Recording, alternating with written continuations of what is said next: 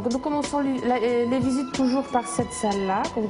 Comme vous pouvez constater, c'est un endroit très joli en lui-même. C'est un ancien hôtel particulier qui a été construit en 1860 et qui est décoré dans le style de Napoléon III.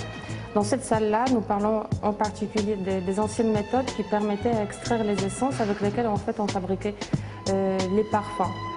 Donc ici, nous pouvons retrouver les objets qui étaient utilisés à Grasse, notamment, pour fabriquer les parfums.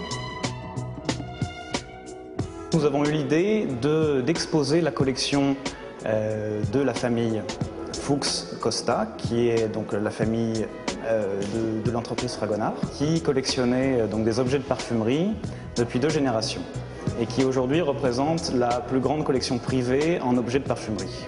Ici, c'est les flacons du 19e siècle avec aussi de très belles pièces telles que le fameux flacon de bague ou la tête de cygne. Quand on regarde les dates pendant lesquelles les objets étaient conçus, on peut s'imaginer facilement les héroïnes des livres de Balzac, de Maupassant et de Flaubert qui auraient pu se servir de ces flacons. Un peu plus loin, nous avons des formes qui permettaient à fabriquer les moules, en fait, qui permettaient à fabriquer les savons.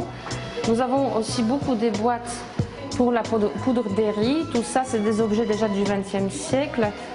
Quelquefois, nous recevons des visiteurs qui reconnaissent ces boîtes. Ils se souviennent que leur grand-mère avait par exemple une boîte comme ça à la maison. Lors de la visite, souvent, nous demandons aux touristes de se joindre à nous et de jouer à ce petit jeu. Donc c'est un jeu qui est très amusant et nous le proposons à tout le monde, mais il faut savoir que ce sont surtout les jeunes et les enfants qui l'adorent.